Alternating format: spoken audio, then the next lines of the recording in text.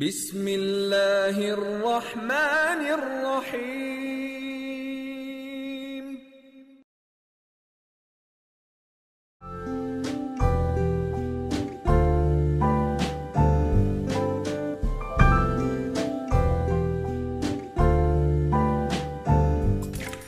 Get tempted by mouth-watering, juicy pineapples. Chill out with refreshing tropical fruit cocktails. Del Monte. Say yes to the best. بسم اللہ الرحمن الرحیم.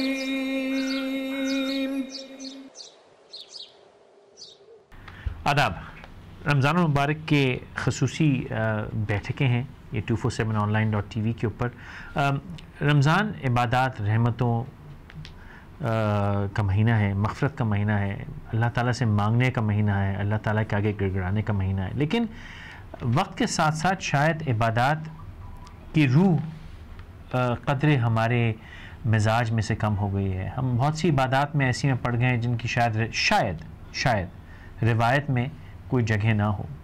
اور بہت بار یہ بھی نہیں سمجھ میں آتا کہ اگر اللہ تعالیٰ سے کچھ مانگنا ہے، توبہ کرنی ہے، مغفرت کرنی ہے، تو اس کے بہترین الفاظ کیا ہیں؟ قرآن میں دعائیں موجود ہیں، قرآن میں روایت میں بہت سے سوالوں کے جواب موجود ہیں. تو ان بیٹھکوں کا مقصد یہی ہے کہ وہ روایات، وہ قرآن کی آیات، وہ دعائیں، ان پہ بیٹھ کے تبصرہ کیا جائے، بات کی جائے، سمجھا جائے، کلام کیا جائے، تاکہ اس رمضان جب عبادت کے لیے ان الفاظ، ان کلمات کا استعمال ہو تو بہتر دل کی گہرائی سے وہ عبادتیں نکلیں، وہ الفاظ نکلیں. تو ہم نے درخواست کی چند اساتذہ سے کہ وہ وقتاً فوقتاً ہم سے بات کریں اور ایک ایک کر کے کبھی آیت الکرسی، کبھی سورہ فاتحہ، کبھی نماز کی روح، کبھی روزے کی روح، کہ رمضان کا مقصد، صراط مستقیم کیا ہے، حسن سلوک کیا ہے، قرآن میں جو دعائیں ہیں ان کے مطلب کیا ہے، شان نزول کیا ہے، اس پہ بات کی جائے. تو یہ سلسلہ آپ کو پورے رمضان ملتا رہے گا. اب اگر آپ یہ ویڈیو یوٹیوب یا ہماری ویب سائٹ 247online.tv پہ دیکھ رہے ہیں تو یہ نہ سمجھیے کہ یہ ایک اکیلی ویڈیو ہے، یہ ایک کڑی ہے پوری، اور اس میں کئی ویڈیوز موجود ہیں. اگر آپ ہماری ویب سائٹ پہ دیکھ رہے ہیں تو یہاں آپ کو ایک لنک اس پیج پہ کہیں نہ کہیں ضرور ملے گا، جہاں سے کہ آپ جا کے اس پوری لسٹ کو دیکھ سکیں گے رمضان المبارک کے مناسبت سے جو ہم نے شوز کیے. اگر آپ یوٹیوب پہ دیکھ رہے ہیں تو یہاں پہ بھی آپ کو یا تو ہمارے آخر میں اس شو کے جو ہے ایک مینیو پہ آپ کو آپشن مل جائے گا، ورنہ اگر آپ http://247online.tv یا speakforchange.org پہ جائیں گے تو وہاں پہ نیویگیشن سے آپ دیکھ سکیں گے کہ رمضان کے جو شوز ہیں ان کا کوئی لنک ہے. وہاں جا کے آپ کو پیج پہ وہ تمام شوز کی لسٹ مل جائے گی، جس سے کہ آپ کو ان شوز کو دیکھنے کا موقع ملے گا. آئیے آج جس موضوع پہ بات ہو رہی ہے اس کی طرف چلتے ہیں. زبیر صاحب، پھر ہم بات کر رہے ہیں آیت کریمہ کی. اب وہاں تک آ گئے کہ اللہ تعالیٰ نے کہا کہ ڈیمیج نہیں کرنا، نگل لو، آزمائش ہے سخت کڑی، اور یہاں پہ آ کے آپ فرما لیتے ہیں.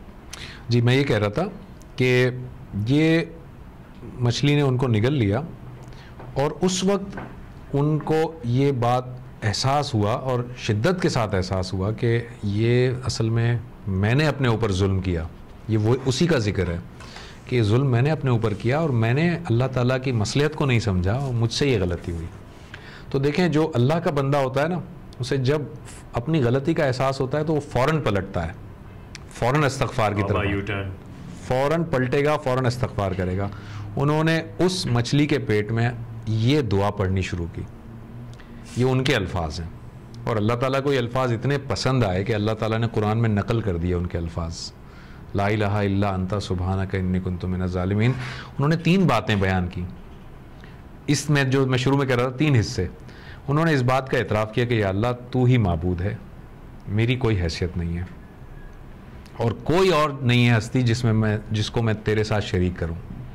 دوسری چیز کہ تو ہر عیب سے پاک ہے، ظاہر ہے تو ہے سبحان، تو ہر عیب سے پاک ہے اور کوئی اس میں تیرا شریک نہیں. اور تیسری بات کہ جو ظلم ہوا ہے وہ اس کا ذمہ دار میں خود ہوں، کیونکہ میں نے اپنے اوپر ظلم کیا ہے. تیری تو مصلحت یہ نہیں تھی، تو یہ نہیں چاہتا تھا، تو نے ایسا فیصلہ نہیں دیا تھا. تو نے مجھے ثابت قدمی سے حق بات بولنے کے لیے بھیجا تھا، لیکن میں نے اصل میں غلطی کی. اور میں انٹرجنکشن میں نے کسی وجہ سے کی ہے. بالکل ٹھیک ہے، وتواصوا بالحق، بالکل صحیح بالصبر، بالکل ٹھیک کہ مجھے حق بات بولنے کے لیے ثابت قدمی سے بھیجا گیا تھا، میں نے نہ بولی اور پھر خسارے میں رہا. میں خسارے ایگزیکٹلی میں اس کو لانے کی کوشش. آپ بالکل صحیح لائیں. تو یہ اصل میں ہمیں یعنی پیغمبر نے یہ بتا دیا کہ جس مقصد کے لیے اللہ نے انہیں بھیجا تھا وہ اس مقصد سے خود ہی آپ وڈرا ہوئے، اور وڈرا ہونے کے بعد انہیں احساس ہوا کہ مجھے وہ وڈرا نہیں ہونا چاہیے تھا. اب اس بات کو یہ دیکھیں آپ کہ اب بعض روایات میں آتا ہے کہ یہ آپ 40 دن تک مچھلی کے پیٹ میں رہے، بعض میں 40 سے کچھ کم بھی آتا ہے کہ اتنے دن تک رہے. لیکن وہ کتنے بھی دن رہے اس سے وہ ہماری بحث کا اصل مسئلہ نہیں ہے. ہماری مسئلہ یہ ہے کہ وہ مچھلی کے پیٹ میں رہے اور سخت آزمائش میں رہے اور چند شب و روز ضرور رہے. اب اس کے بعد کیا ہوا؟ اب دوسری طرف قوم کو دیکھتے ہیں ذرا. اچھا ایک بات یہاں میں نے بتانا بھول گیا تھا، وہ یہ کہ وہ اپنی قوم سے جب نکلے تھے نا غصے کے عالم میں، قوم سدھر نہیں رہی تھی، مان نہیں رہی تھی، تو وہ غصے کے عالم میں نکلے اور قوم کو یہ کہتے ہوئے نکلے کہ 3 دن کے بعد تمہارے اوپر اللہ کا عذاب آ جائے گا، اللہ کا عذاب آ جائے گا 3 دن کے بعد. ٹھیک ہے، یہ نکل گئے کہہ کر. اللہ تعالیٰ نے تو عذاب کا کہا ہی نہیں تھا. اللہ تعالیٰ دوسری قوموں کے لیے باقاعدہ انبیاء کو کہتا ہے کہ تم نکل جاؤ، اب عذاب آنے والا ہے. اللہ کی بیسس پہ کمٹمنٹ کر کے نکلے، کمٹ کر لیا کہ اللہ کا عذاب آئے گا. یہی تو آپ ایک تو وڈرا ہوئے، آپ نے اللہ کے عذاب بغیر اللہ سے بات کیے، اللہ کی کوئی ایسی کوئی کلیئرنس، اللہ تعالیٰ کو آرڈر کرنے کے عذاب بھیج دے. ایگزیکٹلی آپ نے کلیئرنس نہیں لی اللہ تعالیٰ سے، آپ نے اللہ کے عذاب کی بات کر لی. کیسے کر لی؟ یہ والا مسئلہ ہوا. وہ بابے ہمارے جو عذاب بھیج رہے ہوتے ہیں اور جو عذاب واپس لے رہے ہوتے ہیں، بہت سے ہمارے ٹی وی شوز پہ بیٹھ کے یا دکانوں پہ بیٹھ کے. اچھا چلیں، میں نے کہنا تو میں نے کہہ دیا، آپ نے سن لیا، انہوں نے بھی سمجھ لیا، آگے چلیے. یہ اللہ تعالیٰ نے جو ہے اچھا یہ کہہ اجازت نہیں ہے کہ اللہ تعالیٰ کو ہرگز نہیں اللہ تعالیٰ ہم جو دعا الہی عذاب نازل کر، ہرگز ان کو نیست و نابود کر، میں اس کو وہاں سے ملانے کی کوشش ہرگز نہیں. اور میں ایک اور بات بڑی وضاحت سے بیان کر دوں، ناظرین اس کو کوئی غلط انٹرپریٹ نہ کریں. یہ پیغمبر کے ساتھ یہ معاملہ ہوا، اس کو ہرگز آپ نافرمانی یا گناہ کے زمرے میں نہ لیجئے. نافرمانی یا گناہ یہ ہوتا ہے کہ مجھے ایک چیز پتہ ہے غلط ہے اور میں وہ کروں. یہ پیغمبر کی لغزش ہے، پیغمبر سے غلطی ہوئی ہے اور یہ غلطی ہے. یہ انہوں نے جان بوجھ کر ایسا نہیں کیا ہے کہ انہیں پتا تھا کہ جب میں یہ کروں گا تو اللہ تعالیٰ ناراض ہوگا تو میں کروں. نہیں، ایسا نہیں، نعوذ باللہ، یہ نہیں ہے. کسی پیغمبر کے لیے یہ یاد رکھ لیں، تمام ناظرین کو میں بتا دوں، تمام کے تمام پیغمبر حضرت آدم علیہ السلام سے لے کر نبی پاک صلی اللہ علیہ وسلم تک تمام پیغمبر ہمارا عقیدہ ہے کہ معصوم ہیں. اچھا اس میں تھوڑی سی وضاحت کر دوں، میں ایڈ کر دوں کہ میں نہیں سمجھتا کہ کوئی عام آدمی بھی غلطی یہ کرتا ہے یہ سمجھ کے کہ اللہ تعالیٰ کا عذاب نازل ہوگا، میں دیکھ لوں گا. ہم شاید یہ بھول گئے ہیں کہ یہ جو ہم حرکتیں کرتے ہیں اس کی سزا کیا ہے. تو ہم بھی میں یہ کہنا چاہوں گا، میں بہت نالائق ایک آدمی ہوں، بہت سی غلطیاں دانستہ بھی کرتا ہوں کبھی کبھار، لیکن میں نافرمانی میں نہیں کرتا ہوں. اس وقت میری سمجھ یہ ہوتی ہے میں بھول جاتا ہوں کہ اللہ تعالیٰ کو یہ بات ناپسند ہے. بالکل ٹھیک ہے. تو میں اپنے آپ کو بچا رہا ہوں کہ میں نافرمان شاید نہیں ہوں، نالائق ہوں. اس وقت سمجھ نہیں پاتا، میری سمجھ بوجھ میں کمزوری ہو جاتی ہے. تو میں آپ صحیح کہہ رہے ہیں، آپ صحیح کہہ رہے ہیں. ایک ہم چونکہ دعاؤں کا ذکر یہ کر رہے ہیں تو ایک دعا آئے گی جس میں اللہ تعالیٰ سے ہم یہ بھی دعا مانگتے ہیں کہ ہماری بھول اور ہماری گناہ ان دونوں سے ہمیں جو ہے نا نجات عطا کر. یہ دونوں باتیں آئیں گی. اچھا تو میں یہ کہہ رہا تھا کہ یہ ایک غلطی ان سے ہوئی اور وہ چلے گئے اور عذاب کا کہہ کر چلے گئے. اچھا اب دوسری طرف کیا ہوا؟ یہ تو مچھلی کے پیٹ میں آ گئے. دوسری طرف کیا ہوا؟ دوسری طرف یہ ہوا کہ اللہ تعالیٰ کو اس قوم کے سامنے اپنے پیغمبر کی کمٹمنٹ کی لاج رکھنی تھی. پیغمبر نے کمٹ کی یہ چیز اور اللہ کا پیغمبر ہے، چاہے اللہ نہ چاہتا ہو لیکن اللہ کو اپنے پیغمبر کی اس زبان کا پاس رکھنا ہے.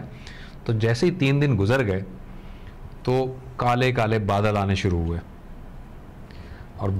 شروع ہوئے اور قوم چونکہ واقف تھی کہ اس طرح کے عذاب پچھلی اقوام پہ بھی آئے ہیں، تو جب عذاب یعنی بادلوں کی شکل آنی شروع ہوئی اور سمجھیں کہ عذاب نازل ہونے والا تھا کہ یہ قوم جو ہے یہ میدان کی طرف بھاگی اور اللہ تعالیٰ کے سامنے سجدے میں گر گئی کہ یا اللہ ہمیں معاف کر دے, ہم سے بڑی کوتاہی ہوئی, ہم نے تیرے پیغمبر کی بات نہیں مانی, ہم سے بڑی بھول ہوئی.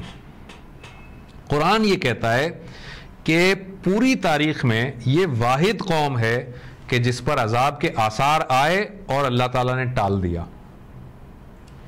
کسی پر ایسا نہیں ہوا. کسی پر بھی عذاب جب نازل ہونا شروع ہوا تو چاہے کسی نے کتنی بھی معافی مانگی ہو, عذاب نازل ہوا. اس قوم پر نہیں ہوا. آپ میرے ریفرنس میں اس قوم کے ساتھ یہ واحد قوم ہے کہ جس پر عذاب کے آثار آئے لیکن اس نے معافی مانگی تو اللہ تعالیٰ نے ٹال دیا. اس کی حکمت یہ تھی کہ اللہ تعالیٰ اس قوم پر ابھی اتمام حجت کر ہی نہیں رہا تھا, تو پیغمبر کی زبان کا پاس رکھنا تھا, اس لیے عذاب نازل ہوا.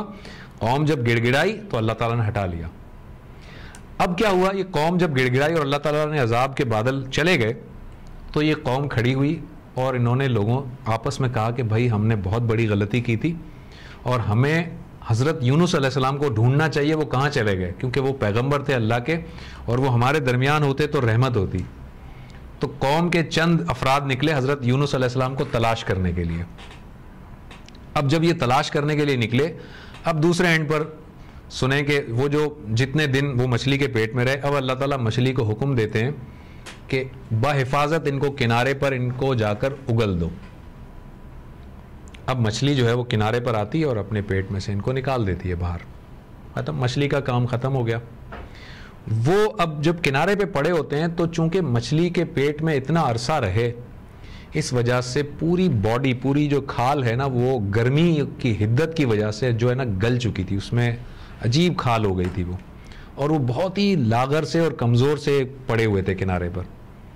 اور وہاں سے قوم کے وہ افراد جو ہے ڈھونڈتے ہوئے آ رہے تھے, اور قوم کے افراد نے دیکھا کہ حضرت یونس علیہ السلام اس حالت میں پڑے ہیں, تو انہوں نے ان سے معافی مانگی اور ان کو اپنے قبیلے کی طرف لے گئے. یہ ہے پوری جو پکچر ہے. تو حضرت یونس علیہ السلام سے یہ جو ہوئی تھی غلطی, جس کی انہوں نے دعا مانگی تھی. ایک اور بات بتا دوں, اللہ تعالیٰ قرآن مجید میں یہ بتاتا ہے لَلَبِثَ فِي بَطْنِهِ إِلَى يَوْمِ يُبْعَثُونَ. حضرت یونس علیہ السلام کے بارے میں بتاتا ہے کہ اگر یونس علیہ السلام مچھلی کے پیٹ میں اس طرح سے استغفار نہ کرتے, دعا نہ کرتے, تو قیامت کے دن تک انہیں مچھلی کے پیٹ میں رکھتا میں. لَلَبِثَ فِي بَطْنِهِ إِلَى يَوْمِ يُبْعَثُونَ, قیامت کے دن تک, آج تک نہیں, قیامت, پتہ نہیں کتنے ہزاروں سال تک قیامت آئے گی, میں انہیں مچھلی کے پیٹ میں ہی رکھتا. اتنی بڑی پاورفل یہ دعا ہے, اور اس میں کوئی شک نہیں ہے کہ یہ اللہ کے پیغمبر کی دعا ہے, تو اس میں برکت ہی برکت ہے. اور میں آپ کو ایک اور بات بتاؤں کہ یہ دعا جہاں پر جس آیت پر ختم ہوتی ہے 87 پر, اس کی اگلی آیت ہی ہے فَاسْتَجَابَ لَهُ. اللہ تعالیٰ اس کے فوراً بعد اللہ تعالیٰ کہتا ہے کہ میں نے سن لی تمہاری بات. یہ دعا, یعنی جب بندہ یہ دعا مانگتا ہے تو اس یقین کے ساتھ مانگے کہ اللہ تعالیٰ ضرور سننے والا ہے. ایڈمٹ کرے کہ میں نے غلطی کی ہے, یا اللہ میں ظالم ہوں, اللہ تعالیٰ ضرور سنے گا. اس آیت کے فوراً بعد فَاسْتَجَابَ لَهُ ہے. بہت شکریہ اس کے لیے. میں نے اس آیت کریمہ کا مطلب بہت سے لوگوں کو بہت بار سمجھایا ہے, اور شاید مجھے بھی اتنی انڈرسٹینڈنگ نہیں تھی جتنا ایکسپینڈ کیا, تو بہت شکریہ اس کے لیے. اگلی دعا کی طرف چلیں گے, لیکن آج کے لیے اتنا ہی.